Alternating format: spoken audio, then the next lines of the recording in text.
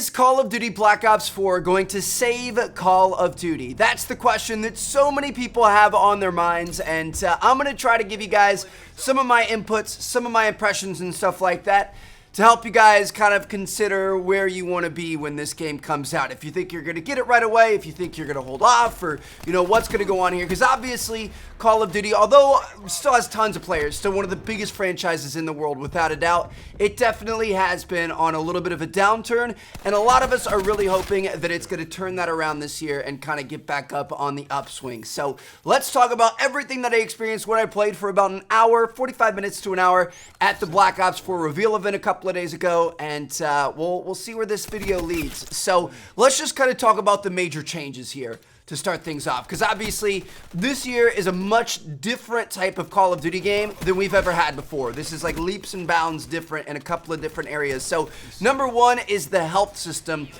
Everybody now starts at 150 health. Now, you might think, oh, wow, that's a lot right off the bat, but the thing is they've adjusted the weapons and the explosives and everything else to kind of balance out. It's definitely a longer time to kill Call of Duty. It's longer than Black Ops 3, probably around Black Ops 2, maybe a little bit shorter than that, but it's definitely like 150 doesn't mean you have 150% health compared to previous years. The weapons and stuff do more accordingly. It's just the 150 health allows them to have more variations in damages and kind of pinpoint and fine-tune things a little bit better, which is definitely a good thing. Now, with that being said, there are a few things you can do to buff your health up even more. So number one is choosing body armor. There's a new gear slot in your created class that you can select body armor in, and that gives you 50 additional health points for a total of 200. Now, body armor does not protect you against your head, shots to your head, but if somebody shoots you in the body, you effectively have 200 HP, which is pretty crazy. That's a pretty big boost there. And then on top of that, there's also a specialist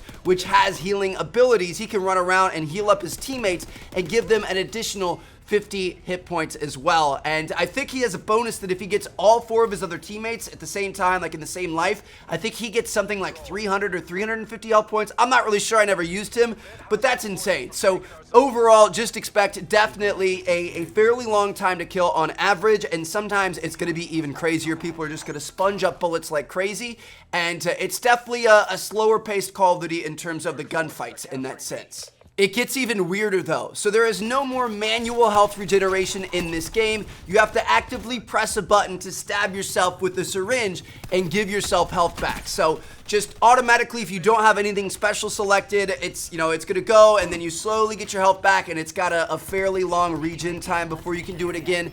If you choose the stim pack in your gear slot, that's going to be a lot better. That's what I was using in this gameplay here, and what I used across all my classes. It's a gear that allows you to basically earn your health back faster, and it regens faster. You can kind of keep using it every 1 to 2 seconds. I found myself in a lot of situations where that came in handy. So the stim pack and the body armor for your gear are essentially the two things you want to go with, at least from what I saw. And I feel like that's kind of a little bit unbalanced. I don't know, we'll have to wait and see what happens in the main game, but like, it's to choose either to have 50 extra health points or be able to heal way more often, or the other options in the gear slot were like earn your score streaks faster, earn your specialist ability faster, stuff like that. So like, 10 times out of 10, I'm taking health there. And I felt like the gear slot was a little bit lopsided in that sense, but like I said, maybe some things are going to be balanced by the time the game actually comes out. Since we're already kind of talking about it, for created class overall, I thought it was pretty solid. We're back to a pick 10 system, which feels great. Lots of customization there.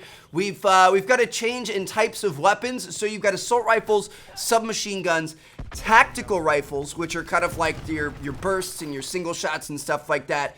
LMGs, and then snipers. Now, obviously, you didn't hear shotguns there. Shotguns are actually now a secondary weapon along with pistols and launchers, and I honestly don't really like this. I mean, first of all, they suck. They're really, really bad. There was one shotgun that you could use, I'm pretty sure, the pump shotty. It was awful. There were times where I was coming up behind somebody who just had the normal 150 health, directly behind them, nearly point blank, to that back of the head.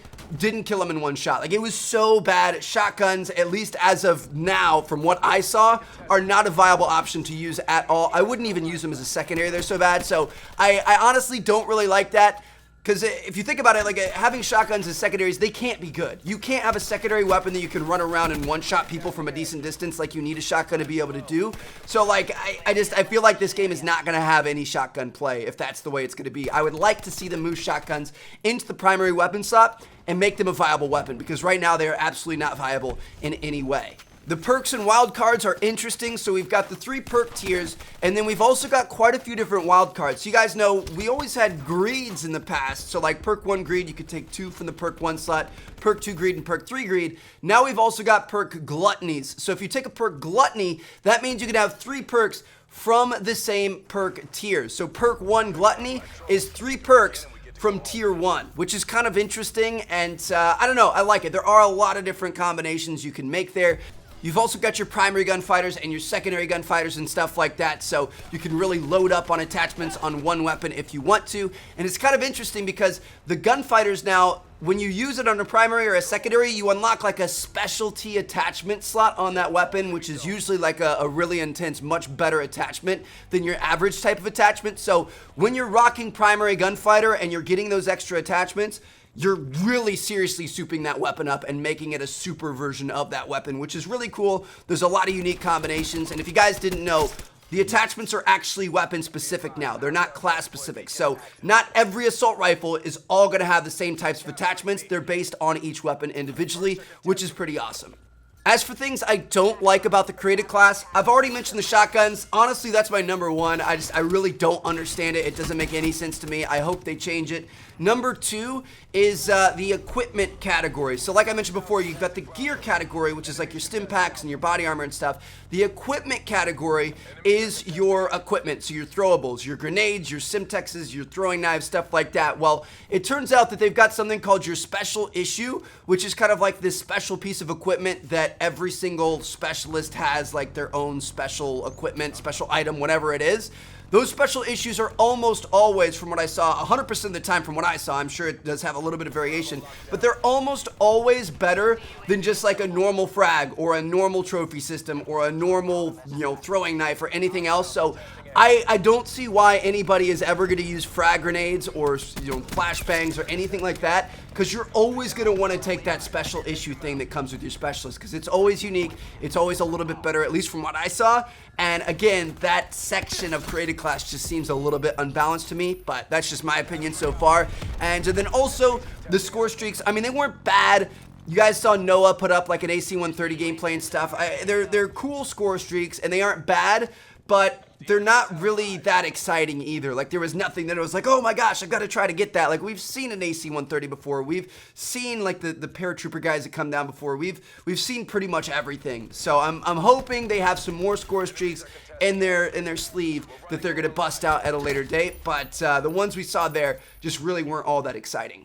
Now, moving on to gameplay, this is obviously the most important part of this game. It was insanely refined, insanely smooth and polished, and it felt great. It felt really, really good, and that's something that Treyarch does a very, very good job of doing. Now, I said earlier in this video, I don't want it to come off the wrong way, I said that the gunfights felt a little bit slower because of the health, and they do. It definitely takes more shots to kill, but the game is fast-paced. Like, it is very fast. The maps are a smaller size, so now that it's 5v5, in case you guys didn't know, it feels the exact same. It does not feel any slower than Black Ops 3 did. So, that's a good thing there. And honestly, really, that's the blessing and the curse, is how much it feels like Black Ops 3. Like, it literally feels like Black Ops 3.5. That was a meme that was going around on Twitter, but it honestly does. Like, it looks like it on the videos, but when you play it, it also feels like it. Like, it feels exactly the same. Even the sliding, I feel like you kind of like slide the same distance. It's literally Black Ops 3.5 without the advanced movement. Like, it looks great, it plays great, it feels great,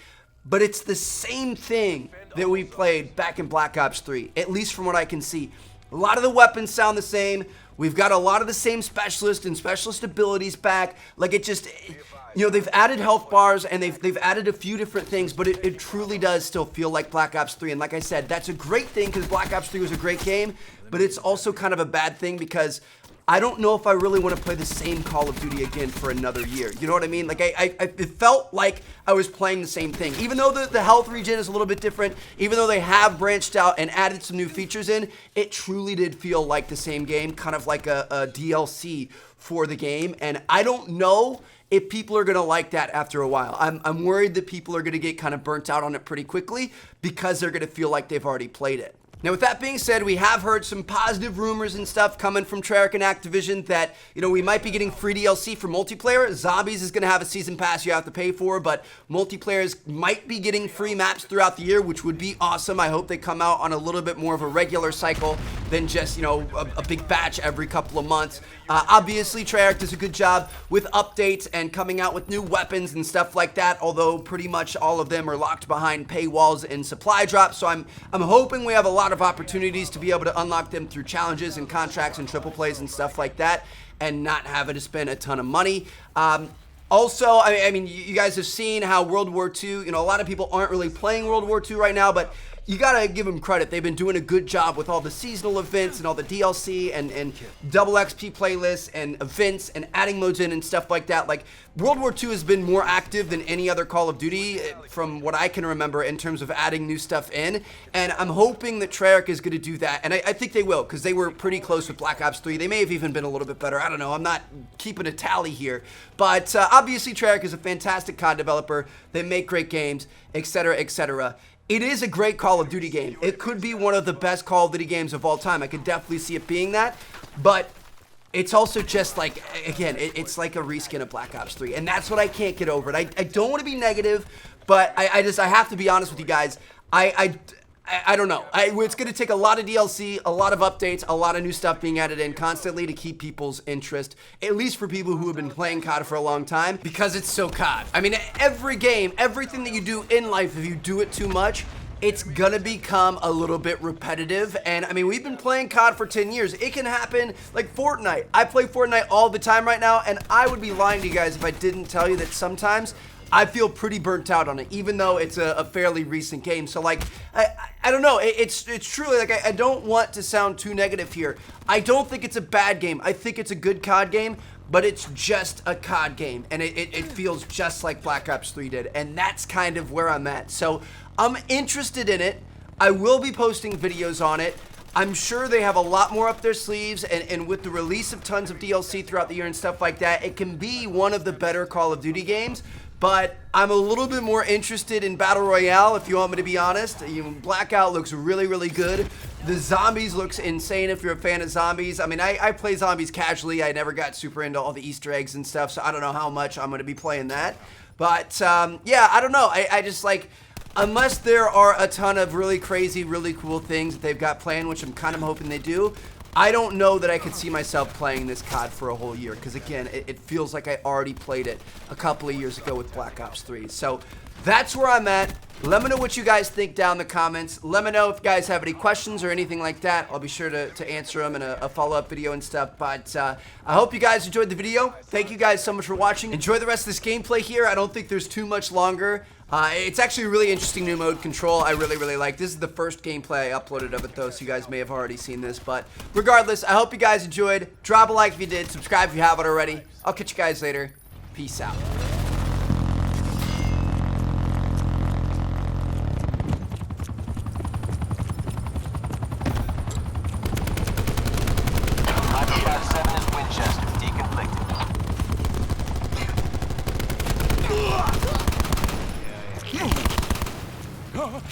Mission clock is running on fumes. No more lives, no more chances.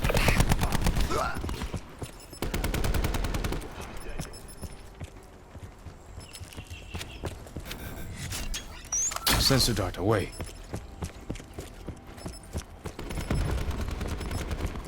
They're out of lives. Proceed on mission. Enemies are contesting A. Taking Alpha. Eliminated better. Enemies contesting Alpha. Seraph killed.